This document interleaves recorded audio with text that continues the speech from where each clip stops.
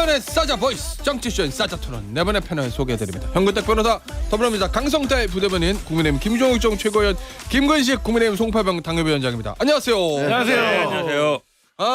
오늘은 내전 전문입니다. 저희는. 어제 집안 싸움 전문. 집안 싸움 전문. 집안 싸움은 제일 재밌어요. 네. 어제 민주당은 최고위에서 내전, 국민의힘은 의원총회에서 내전. 니네 내전이 더 세냐? 우리 내전이 더 짜. 뭐 이런 단계를 지났어요 이미 지금. 내전, 시빌워 이런 거 좋아합니다 저는. 그래서 오늘은 저 청취자분들의 이해를 돕기 위해서 내전을 벌였어. 나는 누구 편이냐?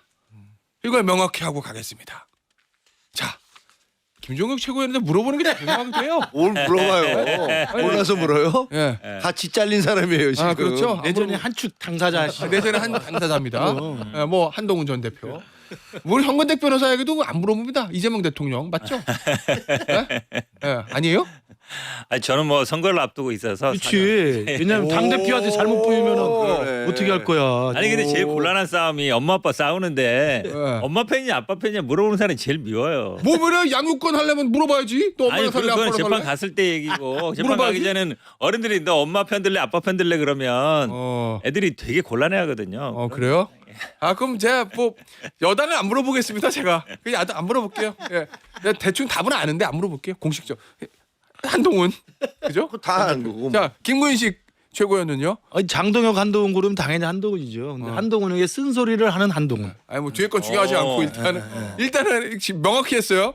자, 이 두 분은 이재명 대통령 정청래 대표. 애매할 것 같은데. 이재명 대통령이죠. 뭐가 애매해요. 여기 선거 나갈 생각이 없어 지금. 네. 아니 이재명 대통령은 대한민국을 위해서 지금 전체를 위해서 큰 대통령인 거고 정청래 당대표는 저희의 대표시지만 어쨌든 당을 대표하시는 분이기 때문에 더 큰 틀에서는 당연히 이재명 대통령이 성공해야 되는 거죠. 자, 이러면 현근택 변호사 몰립니다. 누구? 아니 이재명 대통령이 당의 중심으로 가야 돼요. 그거는 당연히 맞는 얘기예요. 대통령제 국가기도 하지만 지금 임기 초반이고 지금 두 분이 뭐 어떤 대결인지 모르겠지만 대통령 지지율이 높고 그리고 어쨌든 임기 초반의 선거기 때문에 그 중심으로 갈 수밖에 없어요. 그건 누구도 부정하지 않아요. 저 뒷말은 별로 잘 안 듣고 답만. 이재명 대통령, 한동훈 전 대표, 한동훈 전 대표. 자, 청취자 여러분 정리됐어요. 이렇게 저 사전 지식을 가지고 내전 중계를 해드릴게요. 자, 그런데 이 내전 중계하기 전에 요거부터 좀 더 다른 얘기. 이 내전이 아닌 요거부터 먼저 하고 내전 중계하겠습니다. 김건희 여사 판결 1년 징역 1년 8개월 1심 판결 불복 항소했는데 뭐 검사도 항소하니까 그냥 뭐 변호인도 자동적으로 항소를 하죠. 하기는.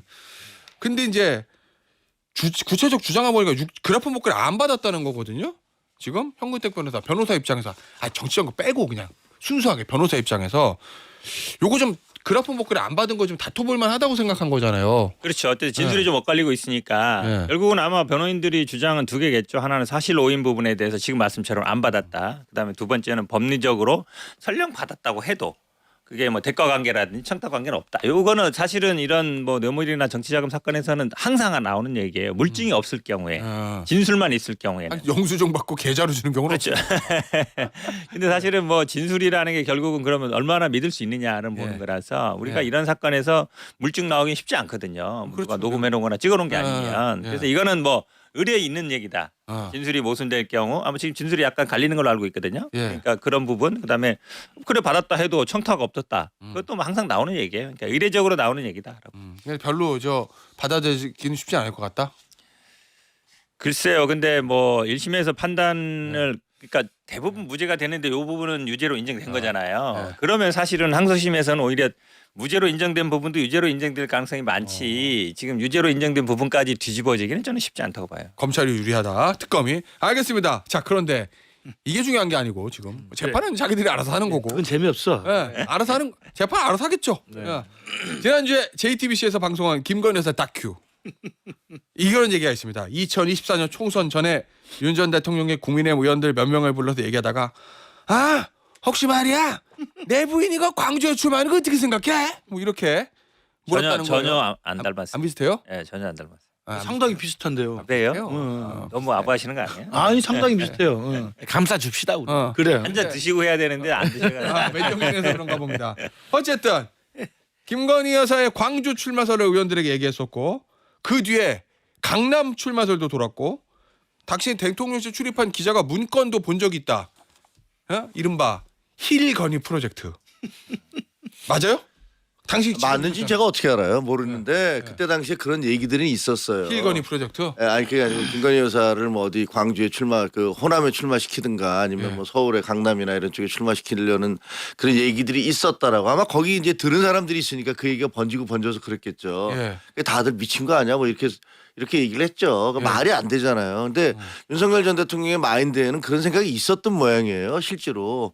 그리고 그걸 뭐 김건희 씨가 본인이 원했는지 어떤지 뭐 본인이 뭐 대통령 머리 위에 올라가 있다고 본인이 생각하고 본인이 전략가라고 생각을 했으니까 그렇게 주장을 했을 수도 있겠죠. 근데 그게 가능합니까? 여기가 무슨 필리핀 옛날에 이멜다 어디 출마한다고 그러고 마르코스 부인 출마한다고 그러고 다른 나라에서 정치 후진국에서 대통령의 부인이나 대통령의 자식들이 계속 권력을 승계하면서 뭐 난리치는 그런 국가들이 있지만 현실적으로 대통령의 부인이 어디 광주에 출마해? 강남에 출마해? 언론이 가만히 있겠습니까? 우리나라 그 정도는 아니잖아요. 아니 저는 우리 저 힐건희 프로젝트라는 거 저희 방송에서 다루긴 했는데 그런 소문이 있었으니까 저도 농담 삼아서 그냥 차라리 그냥 선거 나와 집안에서 하지 말고 차라리 공식적으로 차라리 선거 나와요 막 그렇게 얘기는 하긴 했는데 저도 실제로 이런 일이 벌어지고 있을 거라고는 생각 못하고 저는 농담적으로 하는 얘기였거든요.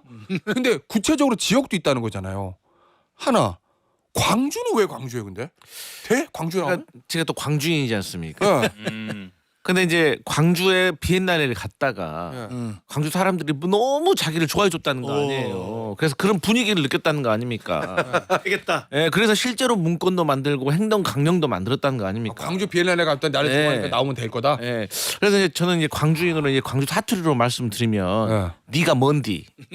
네가 뭔디 도대체 광주에 와가지고 뭐를 한다는 거요. 예. 그러니까 정말 저는 사실 이제 그때 당시에는 광주 출마나 강남 출마까지는 사실 몰랐어요. 예. 당시 야당이었기 때문에. 그런데 뭐 나중에 대선에 출마하려고 한다 뭐 이런 얘기는 좀 들었었거든요. 근데 힐건희 프로젝트는 사실 대선이었죠. 네, 정말 그때 그야말로 어이가 없죠. 힐러리하고 김건희가 비교의 대상입니까? 예. 근데 시간이 지나고 나니까 이제 진실이 하나씩 밝혀지는데 사실 국민의힘이 여기에 대해서 사과해야 돼요. 그런 얘기를 내부적으로는 알고 있었을 거 아닙니까?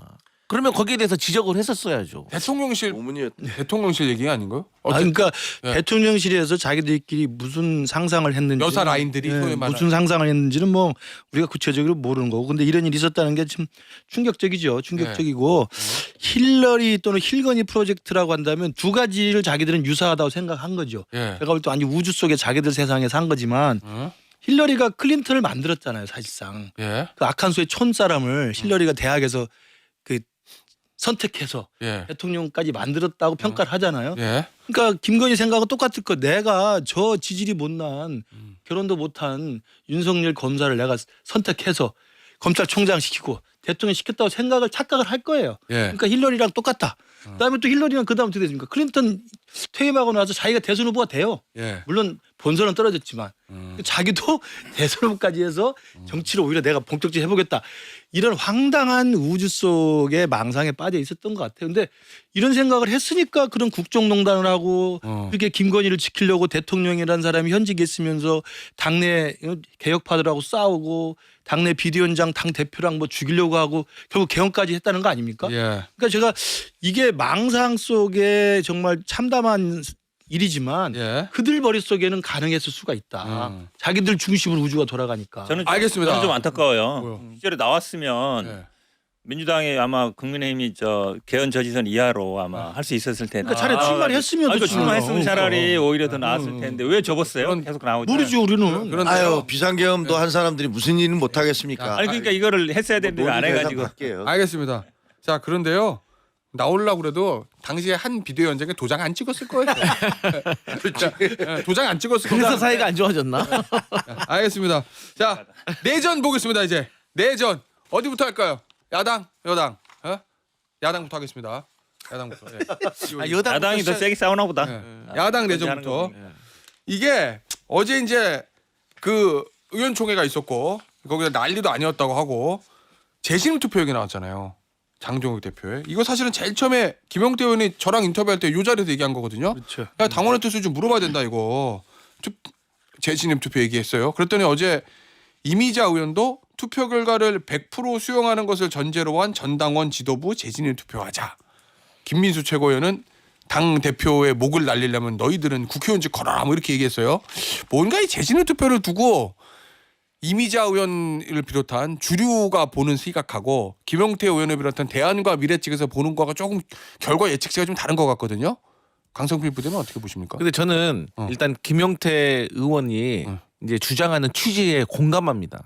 그리고 그렇게 뭔가를 대표에게 이렇게 잘못된 방향을 바로 잡으려고 하는 이 제스처는 상당히 좋아요. 그런데 제발 좀 정치를 오목 두듯이 하지 말고 오목? 예, 바둑처럼 좀 두수 세수를 좀 예. 두고 했으면 좋겠어요. 전략이 너무 부재해요. 왜냐하면 자 기본적으로 전략을 짤 때 내가 이 사람한테 사퇴하라라고 던졌을 때 혹은 재신임 투표합시다라고 던졌으면 저 사람이 반응이 있을 거 아닙니까? 예. 1번 알았다. 2번 싫다. 그러면 1번은 1번대로 2번은 2번대로 나름의 그 다음에 또 메시지가 준비가 돼 있어야 되는데 예. 재신임 투표합시다. 안 할 건데요. 끝.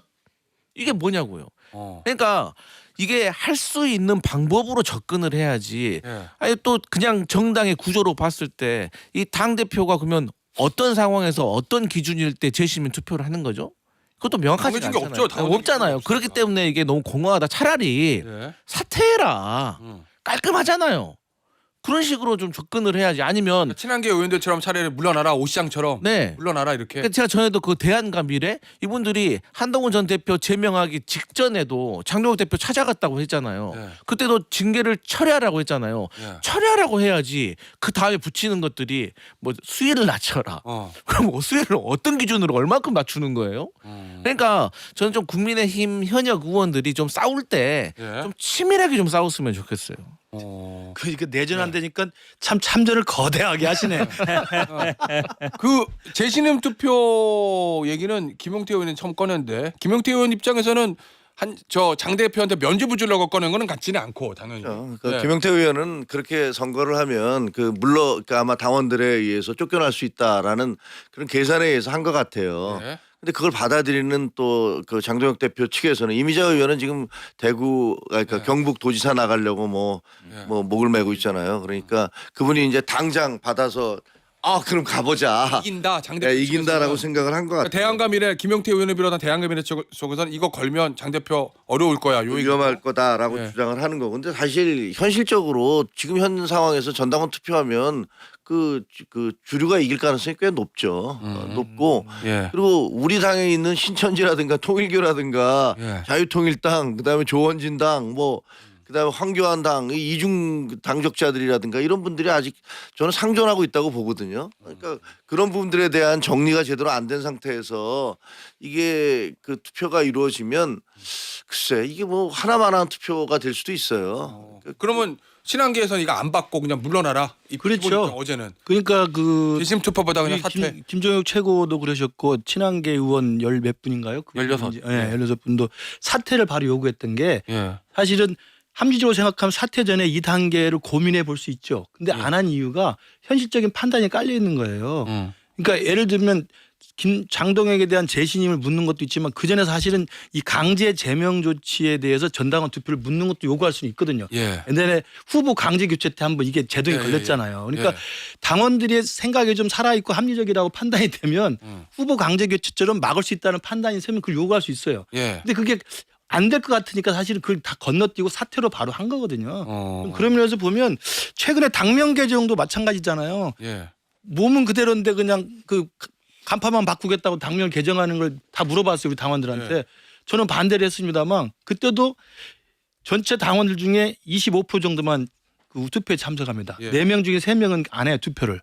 그다음 투표 참가한 사람 중에서도 33% 정도가 반대를 해요. 예. 셋 중에 하나는 반대를 해요. 그렇지만 통과는 된 거예요. 그러니까 그런 식의 짠물 당원들이 결집이 소수가 돼 있기 때문에 예. 이거 전당원 투표라는 형식을 한다 하더라도 오히려 결과는 예측할 수가 없다. 그래서 우리 김정일 최고께서나 그 한 친한계 의원들은 다 사퇴로 바로 차라리. 추천하지. 그럼. 근데 장 대표가 내일 교섭단체 대표 연설 마치고 거취를 표명하겠다고 의원총회에서 밝혔다고 보도가 됐는데 인 것 같은데.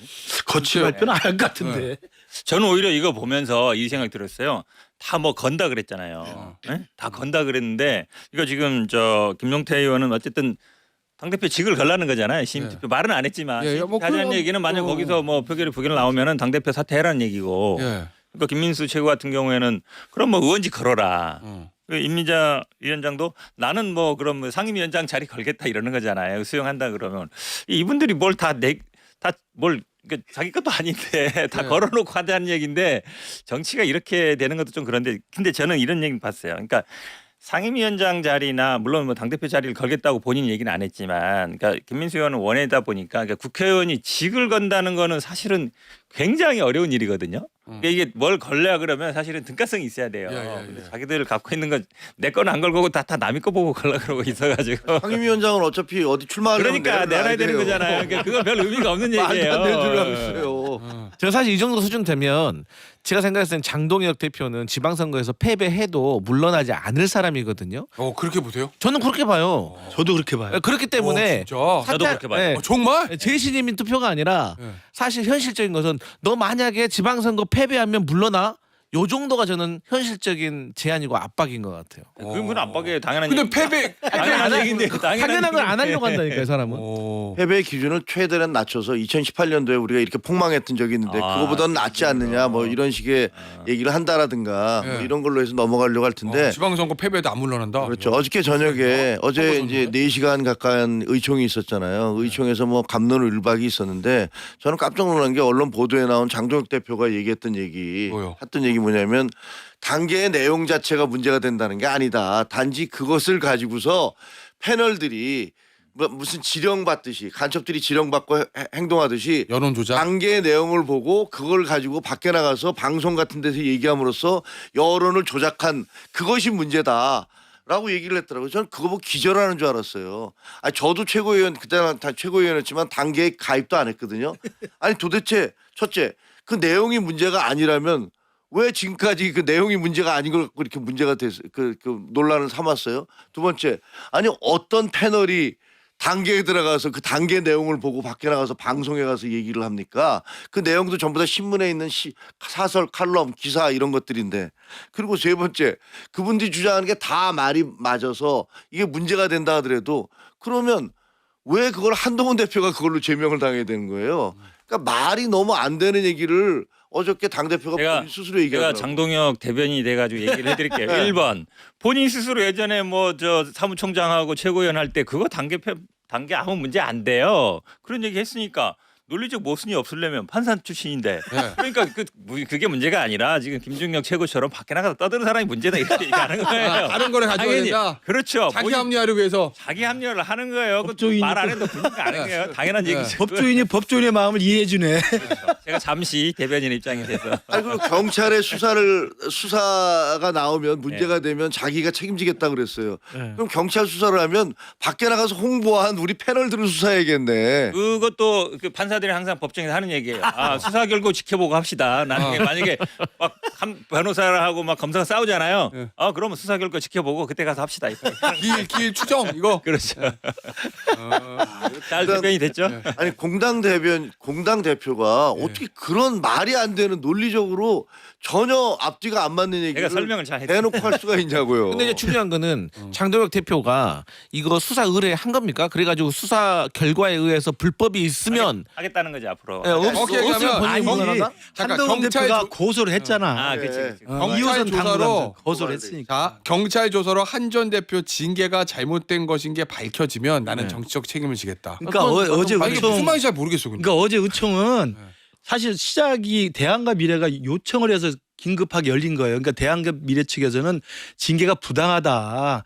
이걸 요구하려고 의총에서 좀 활발하게 토론해보자 그래서 열린 겁니다. 근데 거기서 그러니까 당연히 갑론을박이 있었겠죠. 그러니까 장동혁 측이나 주류 측에서는 거기에 대해서 대응 논리를 딱 2개 가지고 나온 거예요.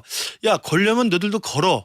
라고 이제 재신임 투표에 대해서 반박을 한 거고 뒷배가 있으니까 또 하나는 단계 문제는 지금 이런 식으로 이제 우회적으로 빠져나가는 거죠. 단계에서 내가 왜 제명을 시켰냐면 이러이러한 허위 여론 조작이 있었기 때문에 했다라고 지금 한 거예요. 그러니까 누가 들어도 이건 말이 안 되는 논리인데 대한과 미래 측에서 징계가 부당하다고 따지겠다고 열자고 했던 유촉이니까 나름대로 제가 볼 때 준비를 해온 거야. 그 주지 측에서는 예. 나름대로 대응 논리를 아까 현 변호사가 말한 것처럼 판사의 논리를 준비해온 거예요. 근데 뭐 보면 다 알죠. 황당한 이야기죠. 어제 있었던 얘기 중에서 원래 제가 제 얘기 잘 안 하는데 이 납득이 안 돼가지고 물어봐야 제가 답변해. 의원총회 참석이 이렇게 얘기했다는 거예요. 당 대표가 한 전 대표의 당원 게시판 사건이 윤석열 정부의 국정 운영을 불안정하게 만들어서 계엄 선포에 영향을 미쳤다는 취지의 발언을 했다. 신박하네. 당원 게시판에서 당내 분란이 익명 게시판에서 예를 들어서 당시에 이제 김건희여서 비판하는 칼럼들이 조선일보 조중동 김영 칼럼 되게 많았거든요. 많았죠. 김영 칼럼 그거를 그러니까 저 윤호긴 링크하니까- 논리예요, 그게.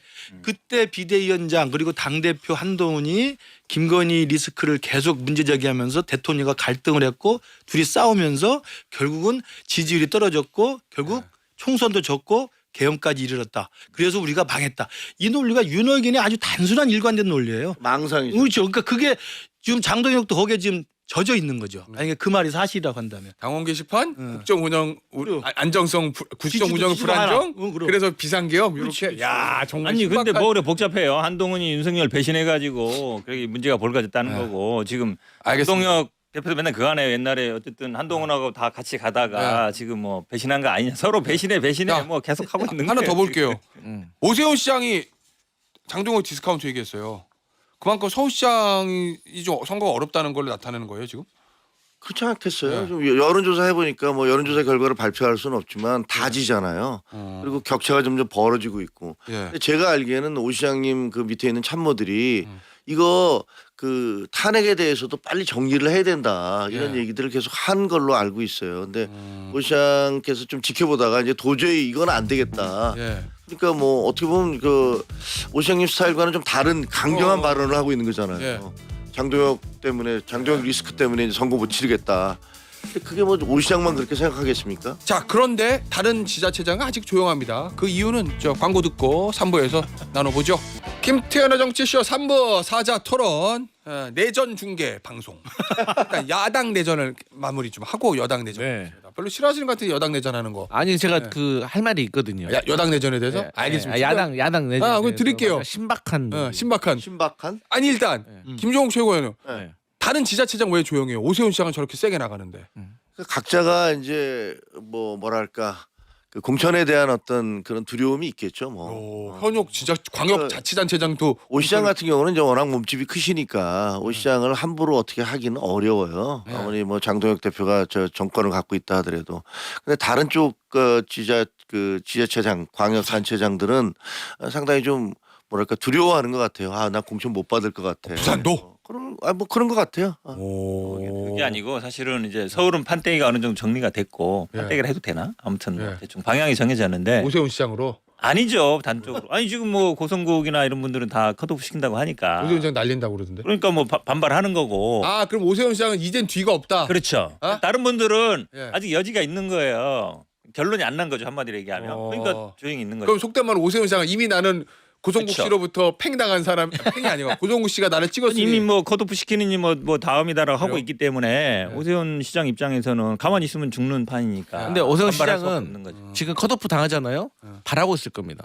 뭐요? 그러니까 오세훈 시장은 제가 봤을 때 지금 판을 보니까 이 경선도 막 이상하게 막 가가지고 자기가 경선에서도 어려움이 상당히 처할 것 같고 그 어려움을 뚫고 본선 나간다고 하더라도 지금 당이 이렇게 내전 상황이고 하는 걸 보니까 본선에서 이길 수가 없어요. 예. 차라리 그럴 바에는 불출마하고 지도부가 지방선거에서 패배하면 사퇴해야 되잖아요. 예. 그게 상식이잖아요. 어. 그럼 그때 저는 오히려 당권에 도전하려고 하는 것이 아닌가. 차라리 희생자가 되겠다. 그 포석이 아니면 원래 오세훈 시장 성향이 이런 사람이 아니에요. 그렇잖아요. 우리가 지금까지 봐왔잖아요. 근데 이 사람이 갑자기 사퇴해라고 세게 나온 이유가 뭐겠어요? 사람이 갑자기 안 변합니다. 어? 예, 그렇기 때문에 저는 오세훈 서울시장은 불출마를 염두에 두고 오히려 그 컷오프까지 시켜버리면 더 땡큐다. 아, 그러면 그럴수록 컷오프 못 시켜요. 그리고 제가 컷오프, 이렇게 말해주는 것이 그러니까 국민을 위한 겁니다. 그 컷오프 시키면 머리가 복잡해질 겁니다 지금. 그래요?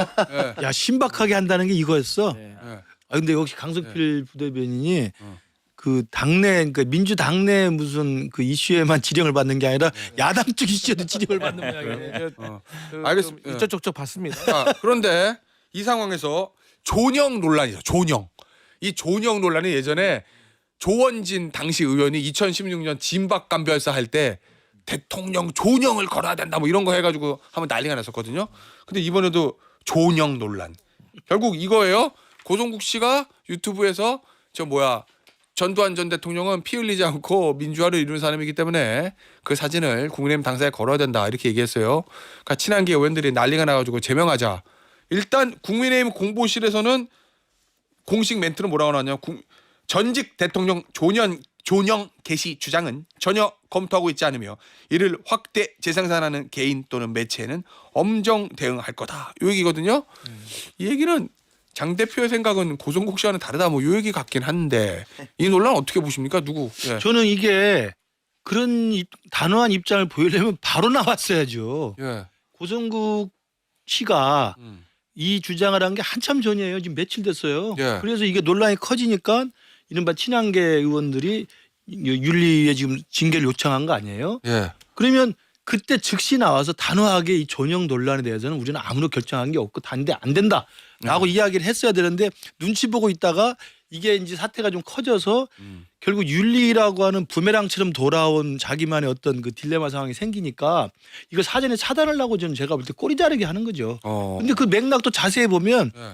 아직 결정된 게 결정된 게 전혀 없다고 하면서 그리고 이에 대해서 이걸 확대 재생산하는 것을 엄정 대응한다. 확대 재생산하는 그 대상에는 예. 고성국도 있지만 이걸 가지고 윤리에 가져가는 것, 또 이걸 가지고 비판하는 친한계도 그걸 확대 재생산하는 걸로 해석이 될 수가 있는 거예요. 오 확대 재생산하면 또 제명이야 그러면? 아니 가짜로 그러니까 같이. 엄정 대응한다 그러니까. 그러니까 제가 볼 땐 그 표현이 예. 아주 교묘하게 양쪽을 다 겨냥하면서 사실은 발빼기 하는 거예요. 발빼기. 야, 우리 불리한 김규지 싸움이니까. 교수님 얘기 들어보니까 진짜 저희 생각과 똑같아요. 그럼요. 왜냐하면 이게 지금 서울시당의 징계를 요청한다는 거잖아요. 근데 서울시당 위원장은 배현진 의원이고 그럼. 배현진 의원은 친한 쪽이고 그럼 징계를 갈 수도 있거든요. 예. 그럼 만약에 서울시당에서 징계한 거를 중앙당에서 뒤집을 거냐 이게 논란이 될 수 있고 그럼 만약에 실제로 징계를 할 거냐 징계를 해주면 이게 커지는 거거든요. 최고의 가해. 그러니까 여기서 지금 제도 말씀처럼 예. 이거 더 이상 끌고 가지 마라 징계도 하지 마라 저는 그 뉘앙스로 들었거든요.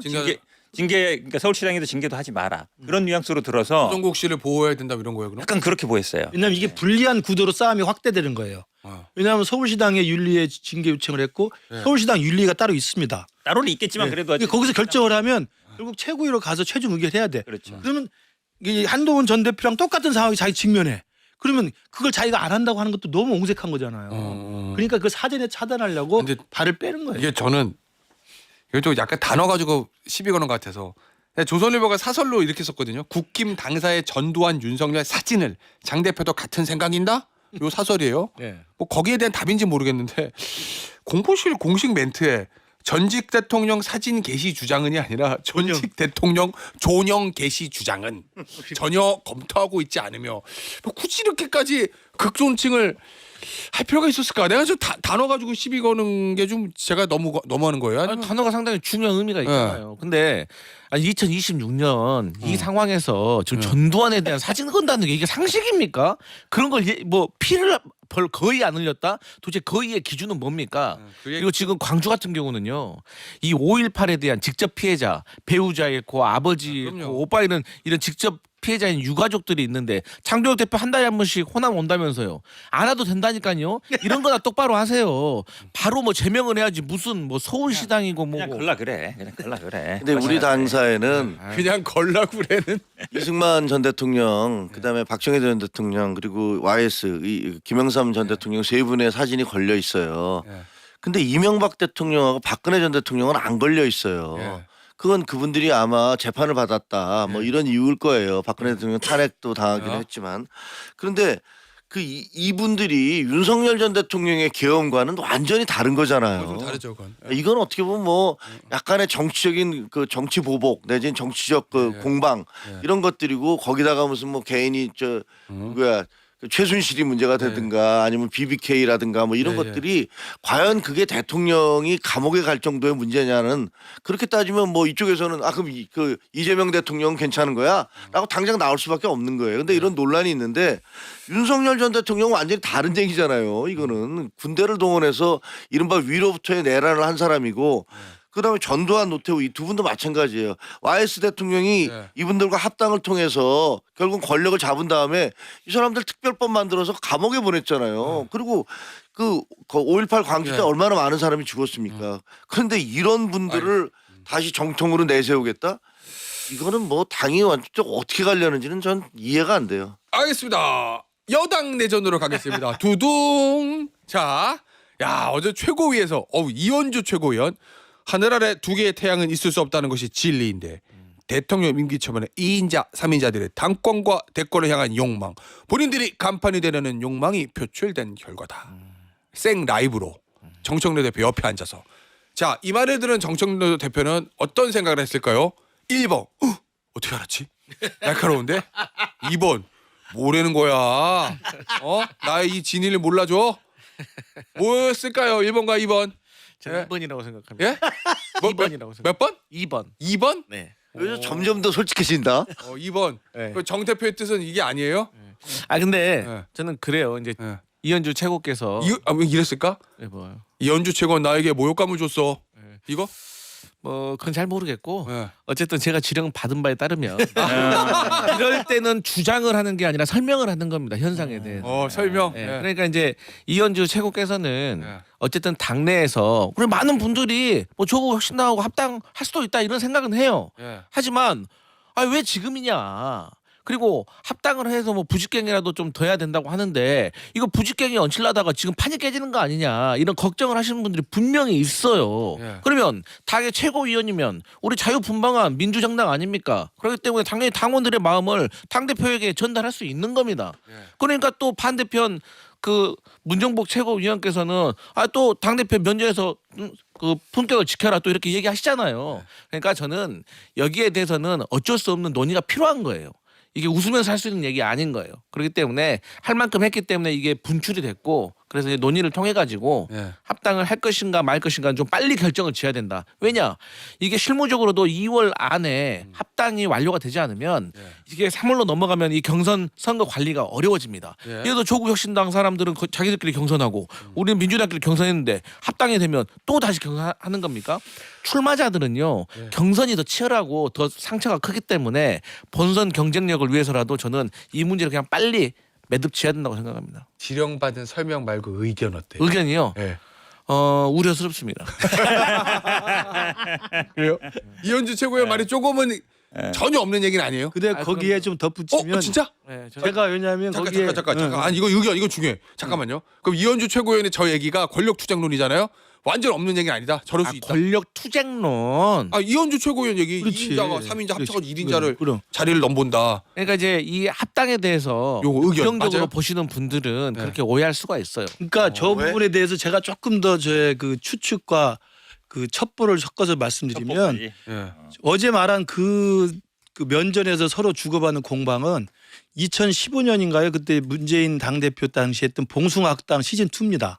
그 지금 첫 서막이 열린 거예요. 그때 정청래가 최고위원이었잖아요. 그때 최고위원 열기만 하면 서로 자기들끼리 치고받고 봉숭아학당 열려가지고 결국 난리가 나서 근데 노래도 부르고 막 그랬는데. 그렇죠. 그리고 결국 이제 안철수 대표가 탈당에 나가고 그랬잖아요. 그러니까 그런 상황을 보는 것 같다는 전 시작이라고 보는데 어제 이현주 의원이 말한 건 권력투쟁 속에서 너희들이 지금 이재명 대통령의 시간인데 지금 너희들이 당내 주류를 교체하고 대권 노름을 하려고 이런 짓을 벌이는 게 아니냐라고 하는 공개적인 사실 독설을 날린 건데 이에 대한 가장 큰 저는 그 근거? 정황이 뭐냐? 이건 뭐 제가 좀 공개를 할 수 있을지 모르겠습니다. 하세요. 지난주 있었던 그 국무위원과 국회의원과의 대화 있잖아요. 문자 대화. 예. 그 타격 소재 명확히 밝혀라 이거. 미락. 미락. 그 국회의원 이현주 의원이라는 소문은 많이 돌잖아요. 근데 국무위원이 누군지에 대해서는 알면서도 말을 잘 안 하는데 그러니까 확인 안 됐으니까. 그렇죠. 근데 국무위원이 지금 이 당내 권력투쟁이 한 상대일 수 있다는 거죠. 그러니까 실제로 지금 권력투쟁의 양쪽에서 대통령은 당무 개입 의혹이 있을 수 있으니까 한 발은 빼 있지만 대통령을 대신하는 국무위원 중에 제일 높은 국무위원 그리고 8월 달에 당대표로 돌아오고자 하는 국무위원. 김민석 총리라고 말씀하세요. 그래요? 알아들었네. 본인이 아니라고 말하셨잖아요. 그러니까 어제 김명수 의원이 아니라고 그랬어요. 그러니까 본인이 김민석 아니라고 총리와 이현주 의원의 대화라는 게 저는 굉장히 신빙성이 강하다고 봐요. 그건 추측입니다 일단은. 왜냐하면 타격 소재란 단어를 국무위원 중에 김민석 말고 쓸 사람이 없어요. 우리는 운동해봐서 알아. 그런 단어를 쓰질 않아요. 그러니까 그렇다고 한다면 김민석의 오다를 받은 이현주가 바로 정청래 앞에서 너 이렇게 권력투쟁 할 거야? 이렇게 한 거예요. 그러니까 이건 제가 볼 때 권력투쟁의 서막이고 봉숭아학당의 시즌2다. 자, 일단 분명히 말씀드립니다. 다시 한번 김민석 총리는 본인은 아니다라고 했죠. 선을 걷다는 거는 이제 저희가 말씀을 드리고 이현주 최고위원 말 맞아요? 잘 모르겠어요. 아니 사실 어제 당내에서도 지금 말씀처럼 네. 국무회의 누구냐 국회의원 누구냐 하루 종일 논란이 됐고 여의도에서 하는데 저도 뭐 여러 개 얘기 들었지만 뭐 팩트가 확인된 건 아니니까 대충 이제 짐작들을 하고 있는 그냥 짐작만 하는 거 그렇죠. 다들. 잘 모르겠는데 사실은 이게 원래 합당이라는 게 뭐 전당 선거를 앞두고서는 진짜 힘을 모아야 되는 거기 때문에 네. 잘 이렇게 부드럽게 돼야 되는데 그렇게 안 되고 이렇게 막 공개적으로 설득까지 오가면 그 시너지 효과가 별로 없는 상황이에요. 자, 근데 나 궁금한 게 김민석 총리 대통령 제일 가까운 사람들이에요. 김민석 총리 합당 과정 민주적이어야 된다. 갈등 바람직하지 않다. 완곡한 반대 표현이에요. 그럼요. 그 다음에 친명 의원 중에 한준호 의원은 해놓고 얘기. 최고위원을 했었고 대통령이 그 비상계엄 때 같이 있었잖아요. 대통령 픽이잖아요. 예, 경기지사. 예, 근데 대놓고 하지 말라고 그랬어요. 이현주 최고위원도 그렇게 얘기해요. 그럼 이거는 대통령이 그냥 반대하는 거로 보여줄 수도 있거든요. 근데 이 상황에서 가는 게 맞아요? 저한테 없는 게? 왜 두 분이 침묵이 흘러 왜? 왜 눈을 피해? 아니 우리 방금 당내 반드시 테디는 현근택 변호사를 봤어요. 아, 그렇습니까? 자, 이게 사실은 지금 아마 오늘 1인 1표제 지금 결론이 나거든요. 중앙위 표결이 나면 물론 1인 1표제하고 뭐 합당하고 직접 관계는 없어요. 직접 관계는 없는데 이제 비슷한 맥락으로 가고 있잖아요. 아마 답을 얘기하세요. 1인 1표제 결론이 아마 좀 방향을 정할 게 도움이 되지 않을까라고 보여요. 그 가야 돼요, 말아야 돼요. 적당히 그거야 뭐 마무리할게요. 자, 가이드라인을 예. 해봐. 예. 이 저 민주당이 그 우리 당이 얼마나 개판이면 민주당이 저렇게 국민 알기를 우습게 여기는 저런 발언들이 그 최고위원회에 쏟아져 나와도 이 비판이 별로 없잖아요. 저는 이게 무슨 왕조 시대인가라고 생각을 했어요. 하늘 아래 두 개의 태양, 누가 태양인데 그리고 무슨 2인자, 3인자까지 그래서 대놓고 국민들 앞에서 우리는 이렇게 권력 투쟁 벌이고 있어 어쩔래?라고 얘기하는 거죠. 옛날에는 비공개 시간에 자기들끼리 얘기했어요. 근데 이제는 대놓고 우리 싸우고 있어. 왜 그럴 것 어쩔래? 같아요? 왜 대놓고 할 수 있을 것 같아요? 우리 당이 지금 엉망진창이니까 그렇지. 우리가 무슨 짓을 해도 야 그렇지. 우리가 아무런 짓을 해도 이렇게 문자 어떻게 보면 그 사실상 그냥 일부러 공개한 거잖아요. 누가 네티즌 수사대 이런 애들이 그- 하는 얘기가 엄지 손톱이 이게 이현주 내가- 의원 손톱이라고. 그 민주당 지도부 그래도 이럴 것 같은데 그래도 우리는 합치려고 그러잖아. 저기는 빼는데 막 그렇죠. 이러면서. 예? 그렇지, 그렇지. 그러니까 그걸 보면서 야 정말 우리 당 참 깝깝하더라고요. 그러니까 우리 당이 이렇게 엉망이니까 민주당이 대놓고 국민들 앞에서 대놓고 싸우고 있어. 머리끄댕이 잡고 서로 싸우고 있어. 그래서 근데 총리가 선배 부는 예. 제가 궁금한 건 이끌려고 대통령이 직접 여기다 의사를 표명할 수는 없잖아요. 당국이 되니까. 네. 그 대통령의 진짜 뜻은 우리는 모르지만 네. 겉으로 드러나고 주변 의원들이 얘기하는 거 보면 대통령도 여기를 마땅치 않게 보고 있구나, 반대하고 있구나 그걸 읽히잖아요. 한준호 의원도 그렇게 얘기하니까. 그럼 이 상황에서 정청원 대표가 뭔 소리야? 고 하는 게 맞아요?